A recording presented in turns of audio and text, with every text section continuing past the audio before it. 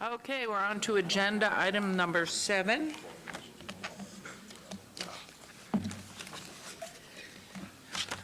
Public comment during this portion of the agenda must be limited to matters on the agenda for action. The amount of time any single speakers allowed may be limited. All comments made will be cross-referenced to those specific items.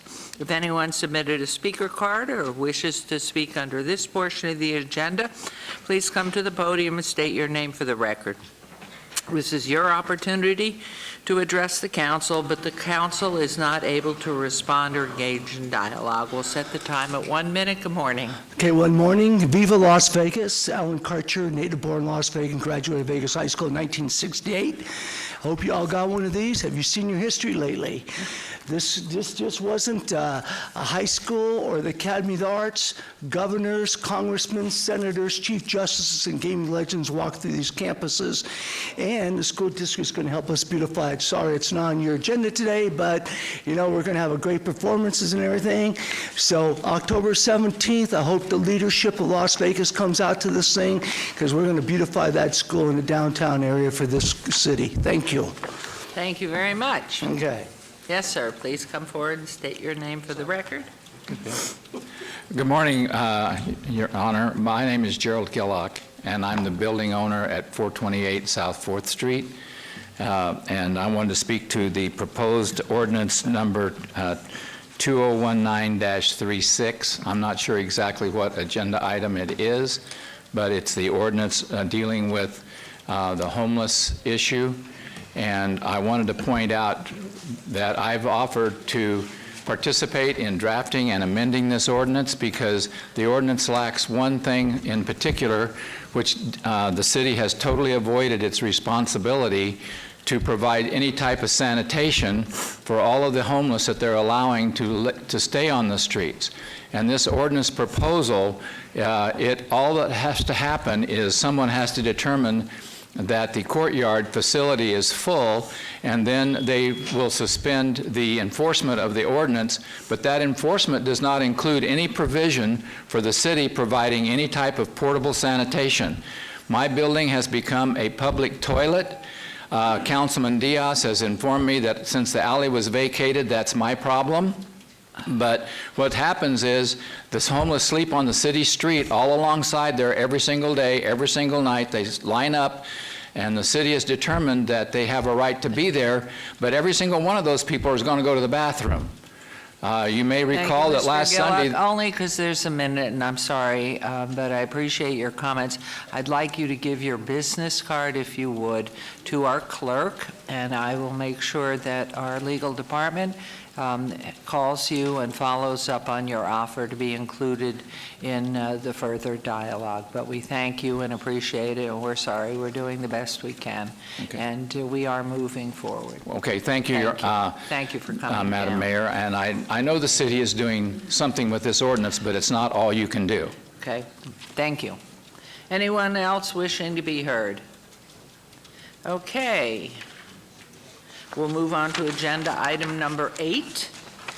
Business items for possible action. Any items from the 9 a.m. session that council staff and or applicant wish to be stricken, table, withdrawn, held in abeyance to a future meeting may be brought forward and acted upon at this time. Mayor Pro Tem Fiore, Thank you. please. God bless you. Madam Mayor, the following items have been requested to be held in abeyance, withdraw, or stricken. Item number 10, the business impact statement related to bill number 2019-33, requested by staff to strike that item. Item number 34, bill number 2019-33, aka gift basket amendment, requested by staff to strike, and that will be my motion, Madam Mayor. There's a motion. Please vote. And please post.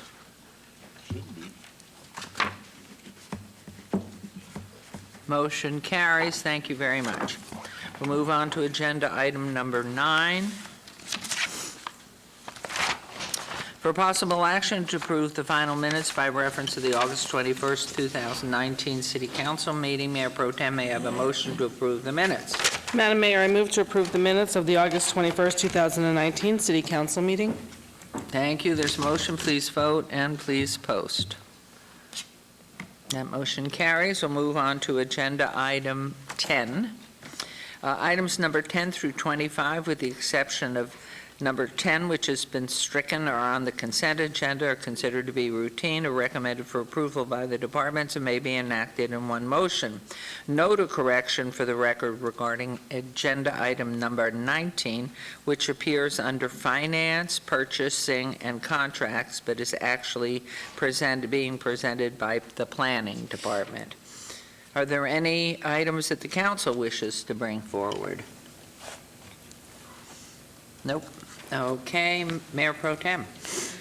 Madam Mayor, I move to approve consent items number 11 through 25.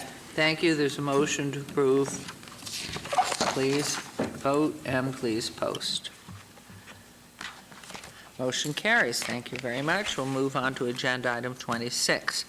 Presentation by Heather Korbulik, Executive Director of Nevada Health Link, an online health insurance agency supported by Silver State Health Insurance Exchange that offers qualified health insurance plans based on income through the Affordable Care Act regarding eligibility, available resources, plan changes for 2020, and information on the upcoming open enrollment period requested by Councilman Knutson in Ward 1. Good morning. Good morning. Thank you, Madam and the Council. I really appreciate the opportunity to be here today. It was my honor to travel from Carson City to present this to you. So my name is Heather Korbulik. I'm the Executive Director of the Silver State Health Insurance Exchange, which is the state agency that runs the online marketplace that facilitates the sale of Affordable Care Act plans called Qualified Health Plans. Our website is known as Nevada Health Link, and I'm excited to be here today to give you just a little bit of information about where we are going for plan year 2020. The agency's mission is to increase the number of insured Nevadans, and I'm excited also to offer you some information about the number of uninsured Nevadans that remain in our state today. So this is a picture of really why I'm here this morning. There's 62,663 of the 83,000 Nevadans who are currently enrolled on Nevada Health Link who are living here in Clark County. But there are still over 100,000 Nevadans in the state that are eligible for subsidies on the exchange to access low or free cost or free insurance options on Nevada Health Link. The Gwynn Center recently put out a report that indicated that there are 400,000 Nevadans who are uninsured across our state. We're the 6th highest uninsured state in the country. And 100,000 of those people, like I said, are eligible for Nevada Health Link subsidies. Most of those people live here in Clark County. Most of them are Hispanic and Latino, and most of them are employed. They're employed. That means that they're not able to access their employer-sponsored plans, or they can't afford their employer-sponsored plans. And that means that they're likely eligible for subsidies on the exchange. So we're really working hard to connect with those people. Nevada Health Link serves people who are not eligible for Medicaid, who aren't on Medicare, or who are not accessing their employer-sponsored plans. We serve individuals and families. These are your neighbors and your friends who are self-employed or underemployed, meaning they can't get their employer-sponsored plans. Those are people who are age over 26 and no longer able to access their parents' plans, who are not eligible for Medicare, or who are, of course, of tribal or multicultural ethnicities. The exchange plans help people avoid medical debt and significant medical debt. And so for those of you who don't know, you can't be denied coverage on the exchange plans because of any pre-existing conditions. 80% of our enrollees are getting subsidized plans, meaning that they're able to afford their plans because of subsidies through the federal government. And important to note that some of our consumers, a significant portion of them, have $0 plans.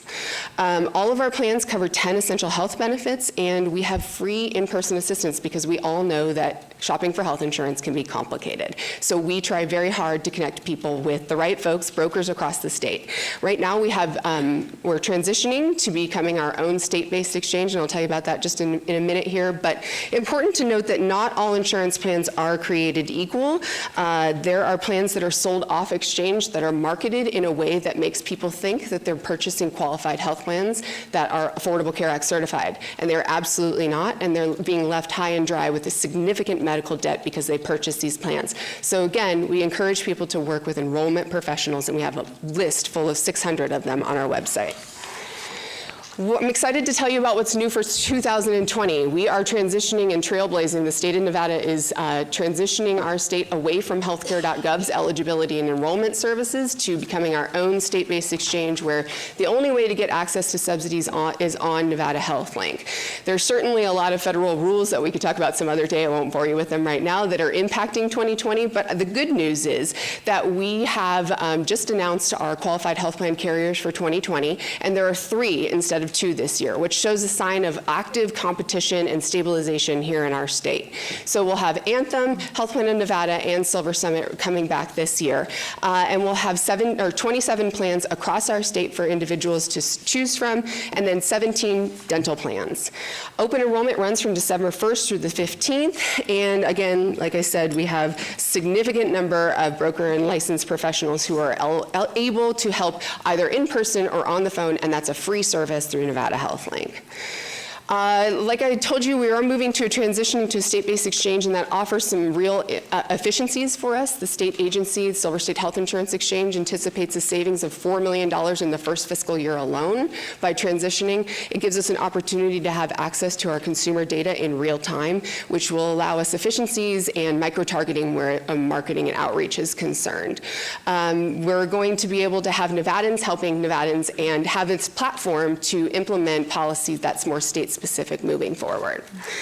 We've seen a decrease in our enrollment over the last couple of years, and that speaks to the volatility in Washington, D.C. around the Affordable Care Act, and also speaks to the power of becoming our own state-based exchange and really controlling our destiny. So just leaving you with some information about what's coming up. On September 4th, we soft launched our state-based exchange. We invited all of our existing consumers to come over and claim their accounts at nevadahealthlink.com, and we're actively doing outreach to those folks right now.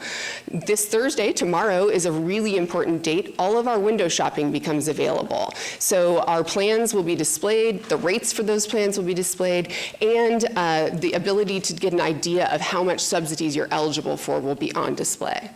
Again, November 1st through the 15th is open enrollment, and I would just love if the council members would consider helping to get the word out to your constituency, because 100,000 Nevadans here in Clark County are uninsured, or a bulk of them are, of that 100,000 are here in Clark County, and we would appreciate you guys helping us to connect us to those folks. With that being said, I'll end by saying that everybody in Nevada benefits when we have insured constituents. That means it's good for our economy, it's good for our public health, and more importantly, our neighbors, our families, and our friends are in better condition and have access to health care. So happy to answer any questions or just leave you with all of that. Thank you very much.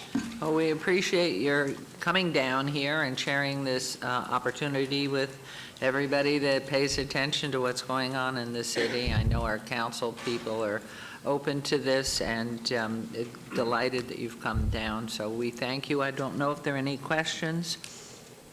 Councilman? Madam Mayor, one quick request is for any information that any council member could post on their social media to get the word out. I can be the point of contact for that if you're able to send me those links. And I appreciate the information. I think this is one of the most talked about conversations that I've had since coming into office. So thank you for taking the time and helping us spread the word about the importance of becoming insured. Thank you, and I'll just plug that you can follow us on NevadaHealthLink.com or on all of our social media and share our content there too, but I'll get you the information. Thank you. Wonderful. Thank you. Thank you. This is a report only, so no motions required. Okay.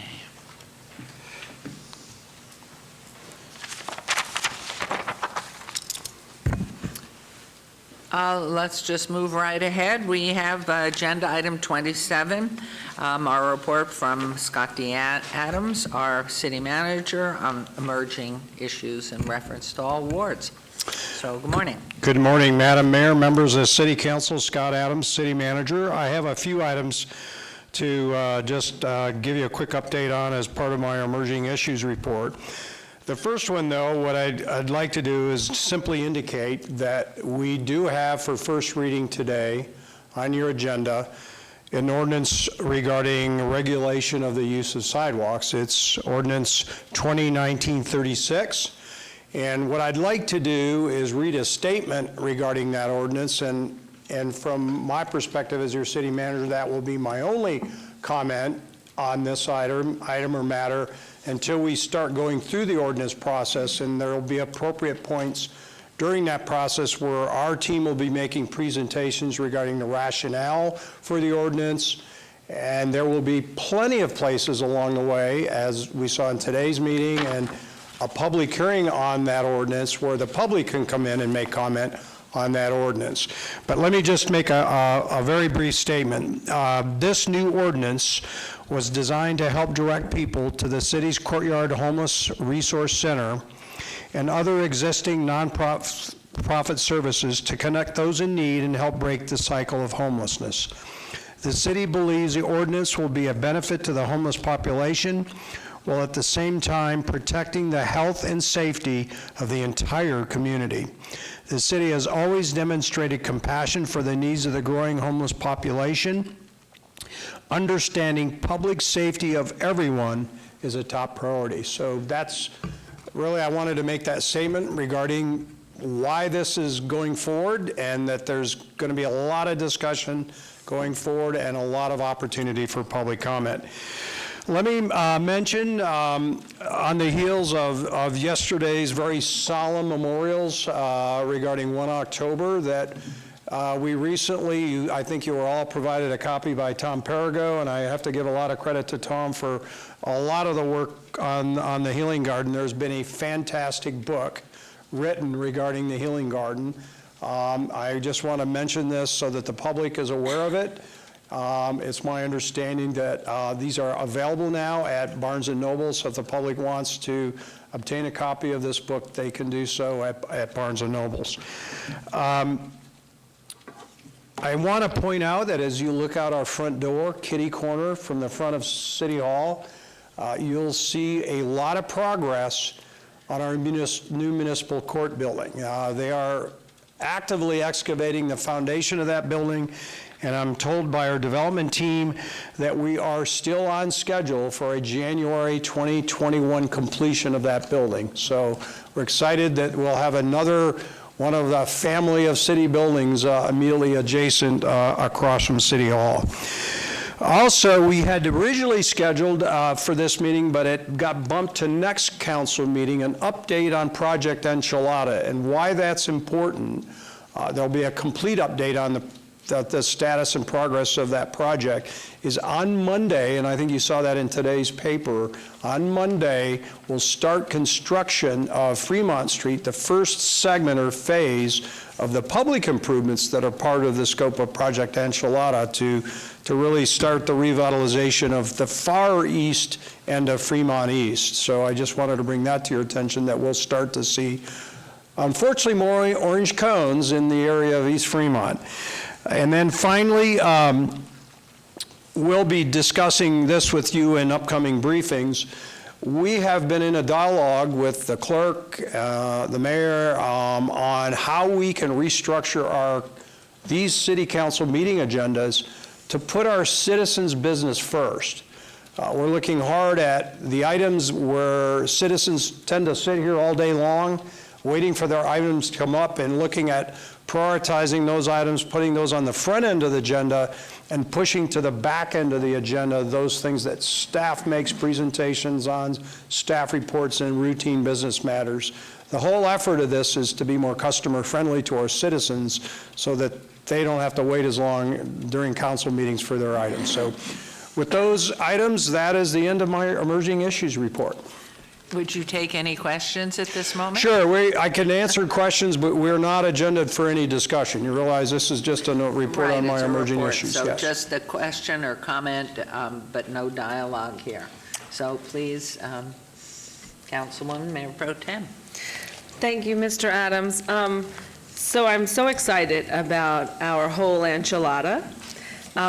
However, I'm really hoping that as we move through the whole enchilada construction, because sometimes there's streets that are blocked off and it's very difficult to get around and in a maze, and then this street's blocked off and that street's blocked off and that street's blocked off. Right. So with all of our businesses downtown and with all of, as we go and enjoy all of the restaurants downtown, I'm just hoping that we're quite diligent with the traffic flow?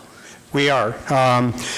As we've done with all of our major public works projects, especially those that are big ones with a long physical footage to them, we have a facilitator that works extensively with all the adjacent property owners and businesses to make sure that we're being as responsive as we can be during the construction period to meet their needs. And I don't know if Jorge has anything he might want to add to that as well.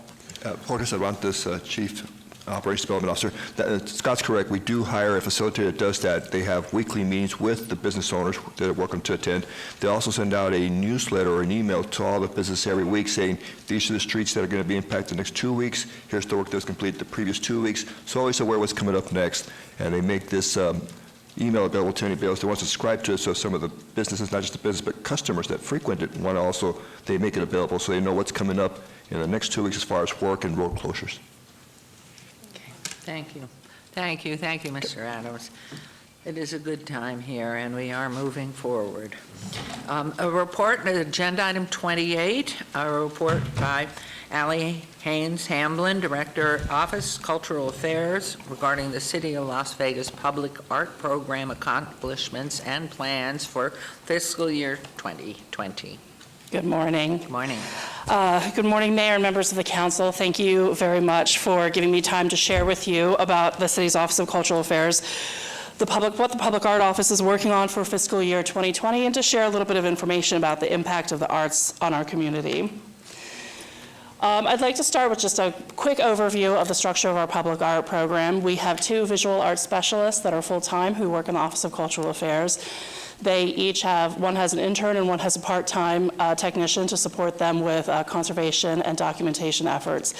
We also oversee the Las Vegas Arts Commission, which was created by the Present for the Arts Ordinance, and that is a commission of 12 members of the community that is appointed by all of you. So I'd like to do just a quick roundup of some of the major projects that we have planned for FY20. These are projects that will begin in FY20 or will complete in FY20. As part of the city's Percent for the Arts Ordinance, Public Art is working with Public Works to incorporate public art into the design of the new City of Las Vegas Municipal Courthouse. We're extremely excited about this project. It will be a major arts project, and we're hoping to attract national attention with the final installation.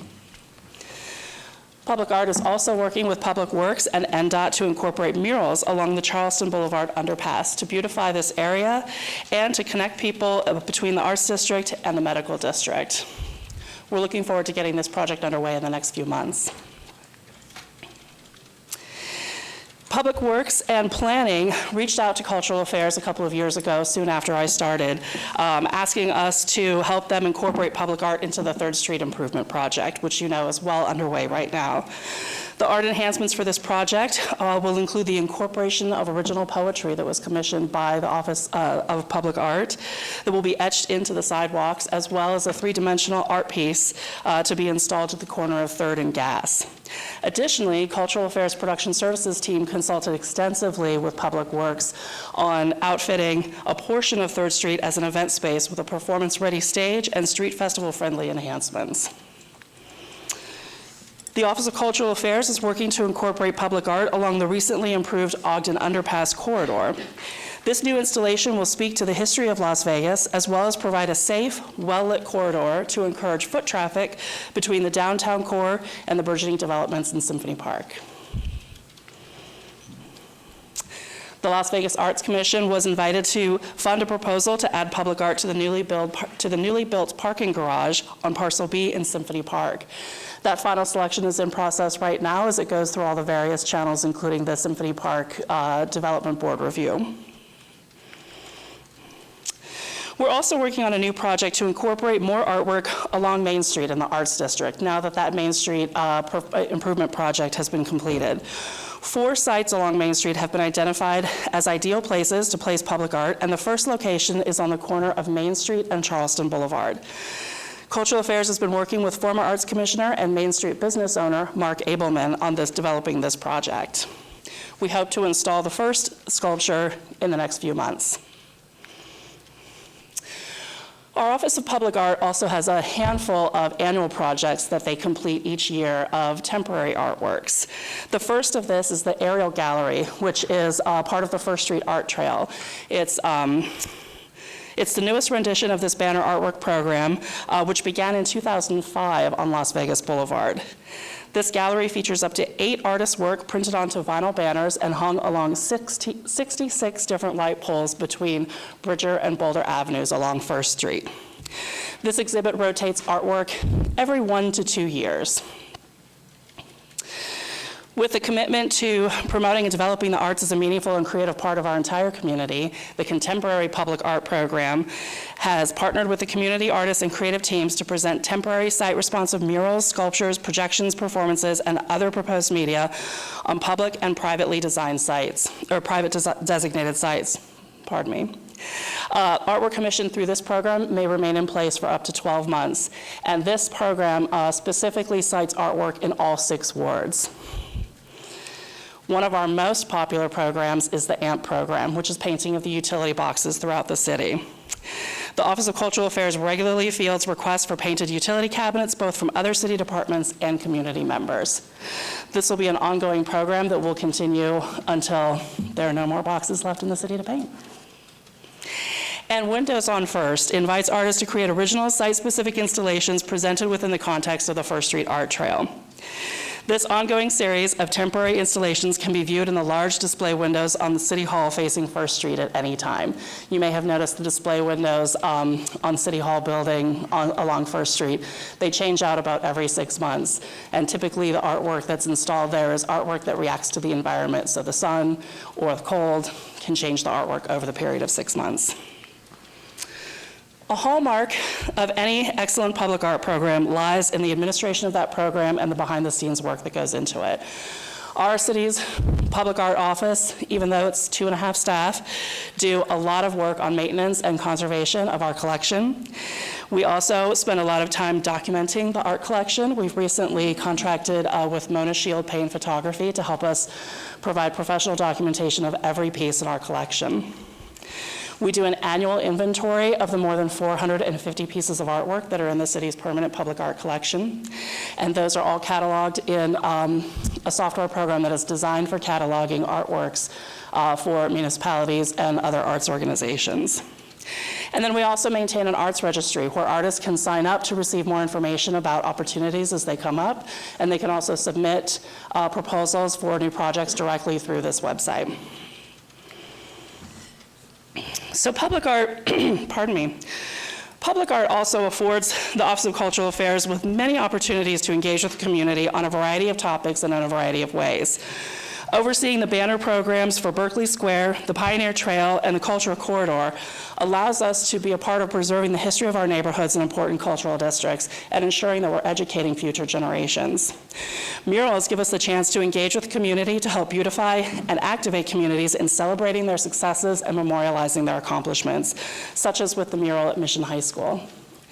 The historic West Side Gateway sign, which is coming in fiscal year 2020, celebrates the history of Las Vegas's historic West Side and was designed by artist Harold Bradford, who is a 35-plus year resident of the historic West Side, which will be enjoyed and admired for generations to come.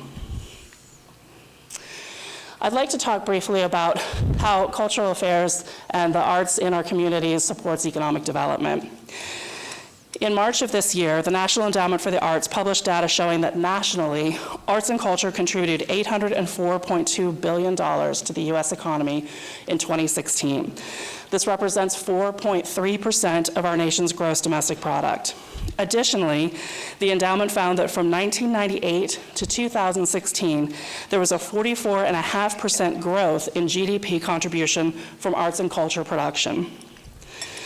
Looking at where that growth was coming from, the endowment found that a handful of fast-growing arts and cultural industries showed amazing growth between 2014 and 2016. Many of these industries correlate to our city's commitment to investing in and promoting information technologies and smart technologies. These industries are such as sound recording, internet publishing, broadcasting, streaming, and computer system design. The arts were found to make up nearly half of the creative economy in copyright-intensive industries which are related to IT, to the tune of $500 billion annually. What does this mean for Las Vegas? Americans for the Arts Creative Industries Report shows that in April of 2017, there were 3,621 arts-related businesses in Clark County, representing 4.8% of all businesses in the county, employing nearly 25,000 people. Looking at just downtown cultural arts, meaning the Arts District, Smith Center, Mob Museum, First Friday, and the Neon Museum, a 2013 report from RCG Economics showed that the annual economic impact in 2013 of these downtown cultural assets was nearly $104 million, generating 1,038 jobs and $35.6 million in income. Considering that these numbers were from 2013 and the explosive growth that the NEA has seen nationally, I think it's safe to assume that these numbers are even higher in 2019. These downtown cultural assets directly contribute $2.9 million in tax revenues each year, which is then leveraged to fund essential public services, as we all know, such as education, public safety, and capital improvements. The indirect contribution of patrons and participants spending in the area before, during, and after visiting one of our cultural institutions drives this number even higher.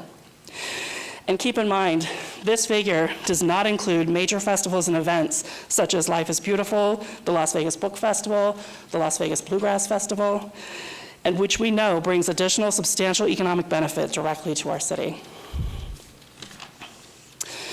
In an article posted in July 2015 at economicdevelopment.org, they cited culture and art as a major influencer in economic development and described arts and culture industries as those with staying power despite economic fluctuations, much like the medical industry.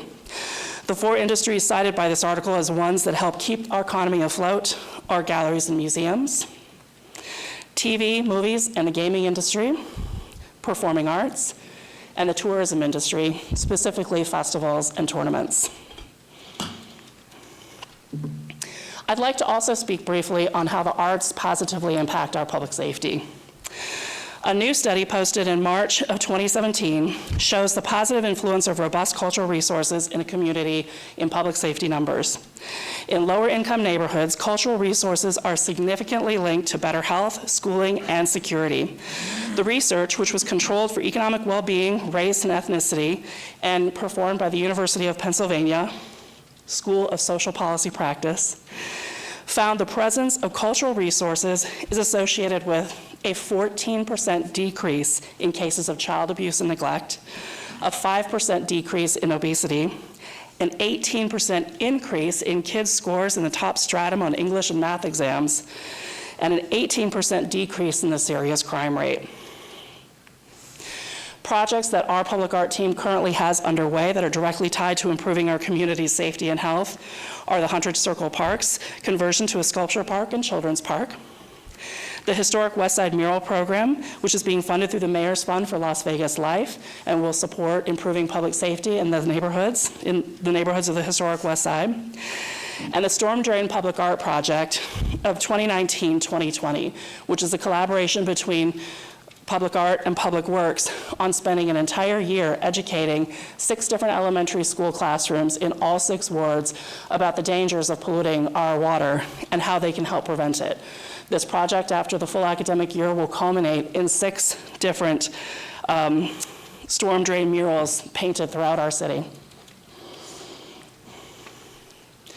And that's my presentation. Thank you so much for giving me the time. I'd be happy to answer any questions if you have them. Thank you very much for the report. We certainly know that the importance of art, performing arts, and our whole cultural base. Is there going to be an opportunity? Well, one thing is to thank NDOT for the artwork they've provided on that fabulous downtown finished project, Yes. Project Neon, because I Yes. think the artwork they've added is tremendous, really wonderful. But reports on festivals such as Life is Beautiful, how they have impacted, and I know it just occurred, so we don't have any data yet. But any of the art festivals and what we're doing, I think would be interesting for us. And if it's not something to take up public time, at least a written report that we could see when you get that. I'd be happy to, yes. Okay. Any questions, comments here? Thank you, Ms. Hamblin. Thank you. Appreciate it, and appreciate all you and your huge team are doing. Thank you very much. Thank you. Okay, we'll move on to agenda item 29, recommending committee bills eligible for adoption at this meeting. Bill number 201928. Councilman Anthony, would you like the bill read? Yes, Mayor. Bill number 2019-28, an ordinance to extend the boundaries of the city to particularly describe the land to be annexed, to make its inhabitants subject to the laws, obligations, and benefits of the city, and to provide for other related matters, ANX 76674. Move for approval. Thank you. There's a motion to approve agenda item 29. Please vote. And please post. Motion carries. And agenda item 30, bill number 2019-29. Would you care to have the bill read? Yes. Bill number 2019-29, an ordinance relating to non-moving parking violations, amending the schedule of fines and penalties in LVMC Section 11.10.140 to increase fine and penalty amounts in various categories, amending various provisions of LVMC Titles 10 and 11 to provide clarifying and parallel amendments, and to update terminology and procedures relating to the city's use of vehicle immobilization devices, and providing for other related matters. Move for approval. Thank you. There's a motion to approve agenda item 30. Please vote and please post. Motion carries. Agenda item 31, bill number 2019-32. Councilman, would you like the bill read? Yes, Mayor. Please. Bill number 2019-32, an ordinance to amend LVMC Section 11.68.105 pertaining to expressive activity within the pedestrian mall to clarify that the use of amplified sound is permitted in connection with such activities, subject to the same maximum noise levels that apply to street performers, and to provide for other related matters. Move for approval. Thank you. This motion to approve agenda item 31. Please vote and please post. And that motion carries as well. Thank you very much, Councilman. And agenda item 32, recommending committee, bills eligible for adoption at a later meeting. Bills number 32 and 33, bills number 2019-30 and 2019-31 will be heard at a later meeting. We'll move on to new bills.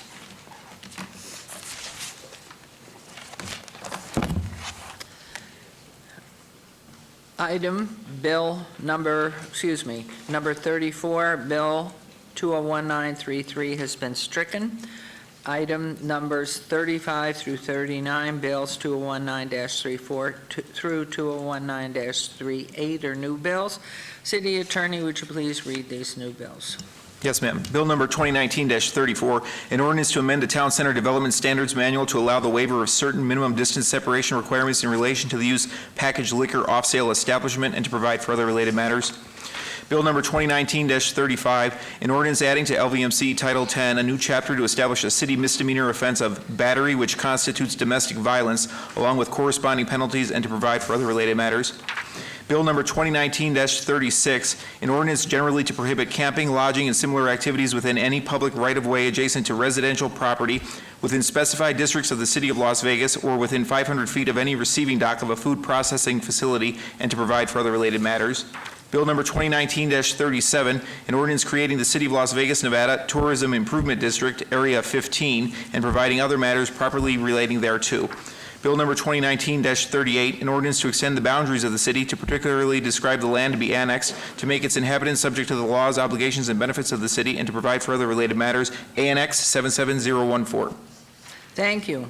Item 37, bill number 2019-36 will not be assigned to the recommending committee, but instead will be forwarded to for public comment and to be heard by the full council at the November 6th City Council meeting. The remaining new bills, 2019-34 and 2019-35, as well as 2019-37, 2019-38, are assigned to the October 14th, 2019 recommending committee members, Councilman Anthony Knutson and Councilwoman Fiore. If any so designated or unable to attend, the clerk's office will coordinate finding substitutes as necessary at my discretion. Thank you.